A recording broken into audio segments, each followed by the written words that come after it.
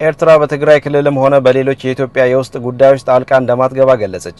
የሀገሪቱ የውጭ ጉዳይ ሚኒስትር ለዲፕሎማቲክ ማህበረሰቡ በሰጡት መግለጫ የኢትዮጵያን የወደብ ጥያቄ ጊዜ ያለፈበት ሲሉ ተችተዋል። አዲስ አበባ አስመራን ለውስጥ ችግሮቿ ተጠያቂ ከማድረግ እንድትቆጠብም አሳስበዋል።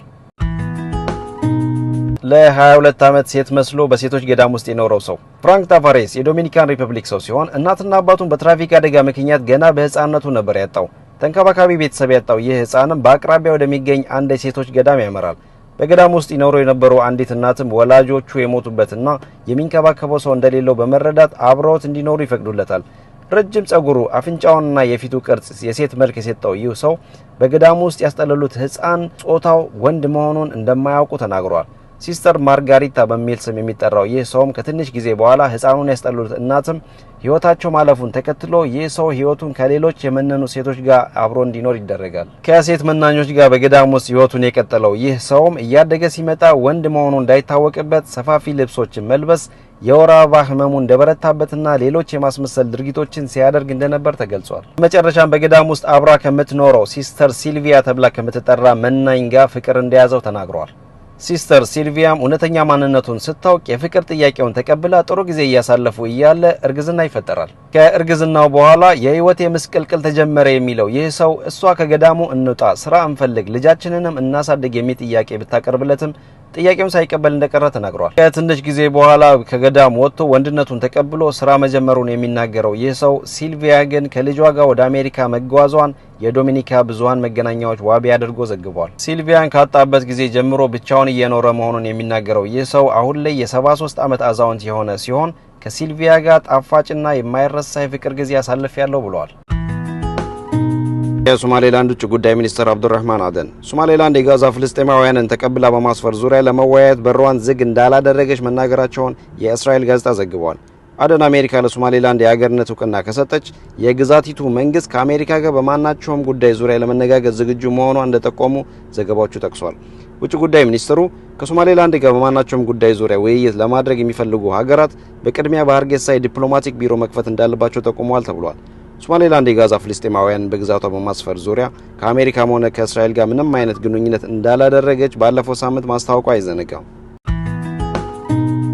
የአሜሪካው ፕሬዝዳንት ዶናልድ ትራምፕና የሩሲያው ፕሬዝዳንት ቭላዲሚር ፑቲን በስልክ ውይይት ማድረጋቸው ተነግሯል። ሁለቱ መሪዎች 1 ሰዓት ከ30 ደቂቃ በፈጀ የስልክ ውይይታቸው የዩክሬን ጦርነትና የሁለትዮሽ ግንኙነትን ማደስ የውይይታቸው አካል ነበር። ፑቲንና ትራምፕ የዓለም ደህንነትን ለማረጋገጥ ካለባቸው ልዩ ኃላፊነት አንጻር ግንኙነታቸውን መደበኛ ለማድረግ ያላቸውን ፍላጎት ገልጸዋል ብለዋል ክሬምሊን በመግለጫው። የስልክ ውይይቱ በዋናነት በተለይ በዩክሬን ጦርነትን በስምምነት ለመቋጨት አሜሪካ ባቀረበችው እቅድ እንዲሁም የአሜሪካ ሩሲያ ግንኙነት ወደ ነበረበት መመለስ ላይ ያተኮረ እንደነበር የክሬምሊን ቃል አቀባይ ዲሚትሪ ፔስኮቭ አስታውቀዋል።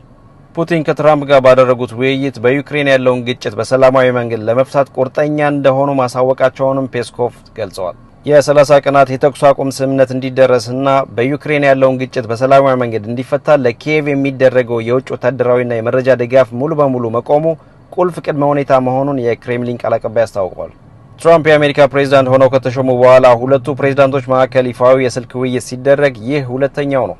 ትራምፕ በምርጫ ቅስቀሳቸው ወቅት ከፑቲን ጋር ያላቸውን መልካም ግንኙነት በመጠቀም ሩሲያ በዩክሬን የምታደርገውን ወታደራዊ ዘመቻ በ24 ሰዓት ውስጥ ማቆም እንደሚችሉ መናገራቸው ይታወሳል። ፑቲን ከትራምፕ ጋር ባደረጉት የስልክ ውይይት የዩክሬንን የኃይል ማመንጫዎች ላለመምታት ተስማሙ። ፕሬዝዳንት ቭላዲሚር ፑቲን በፍጥነት ተግባራዊ ይደረግ የተባለውን የተኩስ አቁም ስምምነት አልቀበልም ብለው ነገር ግን የዩክሬንን የኃይል ማመንጫዎች ላለመምታት ቃል ገቡ። ከ400 በላይ ፍልስጤማውያን መገደላቸውን ሪፖርት የተደረገበትን የጋዛ ጥቃት ገና የመጀመሪያው እንደሆነ የእስራኤል ጠቅላይ ሚኒስትር ቤንያሚን ኔታንያሁ ተናገሩ። አዲስ አበባ ንግድ ቢሮ የከተማ አስተዳደሩ ካቢኔ በምሽት የንግድና የትራንስፖርት አገልግሎት እንዲሰጥ ለማድረግ ያወጣውን ደንብ ዛሬ መጋቢት 10 2017 ጀምሮ ተግባራዊ እንደሚያደርግ አስታወቀ። ተግባራዊ ይደረጋል የተባለው ደንብ በመዲናው ዋና መንገዶች ላይ የሚገኙ አገልግሎት ሰጪ ተቋማት ቢያንስ እስከ ምሽት 3 ሰዓት ክፍት እንዲሆኑና አገልግሎት እንዲሰጡ ያስገድዳል።